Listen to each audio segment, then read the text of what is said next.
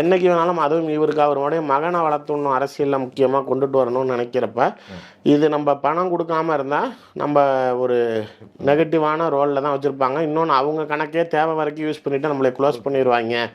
அப்படிங்கிறப்ப தான் இவரோட இந்த கட்சிக்குள்ளார இன்னும் அந்த இவருக்கு உண்டான ரேடாரை உருவாக்குறது. ஓப்பனாகவே சொல்லிடுறேனே, நாமக்கல்ல ராஜேஷாக இருக்கட்டும் எம்பியாக இருக்கிறாரு, அது மாதிரி சேலத்தில் வந்து ராஜேந்திரன் சொல்லி பணமரத்துப்பட்டி ராஜேந்திரன் இப்போ டூரிசம் மினிஸ்டராக இருக்காரு. முதல்ல வந்து மந்திரி கொடுக்கல, இப்போ இவர் ஃபைட் பண்ணி தான் வாங்கி கொடுத்துருக்காரு.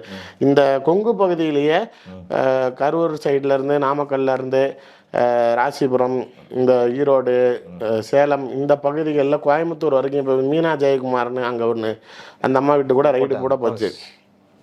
எல்லாமே வந்து இவருடைய ஆதரவாளர்கள்.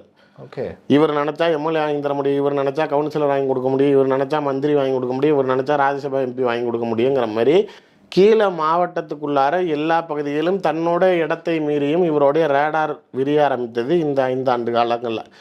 இந்த காசுங்கிறதுக்கு அப்பாற்பட்டு கட்சியவே நாளைக்கு நீ என்னை அனுசரிச்சாதான் நீங்கள் எப்போ வேணாலும் என்னை காலி பண்ணலாம்னு நினைக்கக்கூடாதுல்ல. இப்போ எப்படி காலி பண்ணுவீங்க? இவ்வளோ ஆட்கள், அவருடைய ஆட்களே இவ்வளோ பேர் நான் சொல்கிறேன், நிறையா பேருக்கு கீழேயே இவரு தான் எனக்கு பாசுங்குவான். அந்தியூர் செல்வராஜ் ராஜ்யசபா எம்பியாக இருக்கிறப்ப எம்பி ஃபண்டு கேட்டாலும் கேந்திர வித்தியில் சீட்டு கேட்டால் கூட போய் வேலுக்கிட்ட சொல்லுங்கங்க அப்போ தான் தருவாங்குவார், மந்திரிங்களே கேட்டாலும். ஓகே, அந்த அளவுக்கு இவர் வச்சிருக்கிற ஆளுங்க இவருக்குன்னு உண்டான ஒரு டீமை கிரியேட் பண்ணுறாரு. ஏன்னா நீங்கள் எப்போ வேணாலும் என் கழுத்தில் கத்தி வச்சு முடிச்சிருவீங்கன்னு எனக்கு தெரியும் அப்படின்னு. இந்த கட்சிக்குள்ளார தனக்கென்று ஒரு கூட்டத்தை உருவாக்குறதே இப்போ இன்னொன்னும் சொல்கிறாங்க. பிஜேபி என்னைக்கு வேணாலும் திமுகவை கபலீகரம் செய்யும் ஒரு நாள் அப்படின்னு சொல்கிறாங்க. அந்த பிஜேபி கபலீகரம் செய்யக்கூடிய ஒரு நாள் வரும்போது ஏவா வேலு அப்போ இந்த கூட்டத்தோட போய் பிஜேபி கிட்ட பாரு என்கிட்ட இந்த கட்சியில் இவ்வளோ இருக்குது, நாளைக்கு எனக்கு என்ன செய்கிற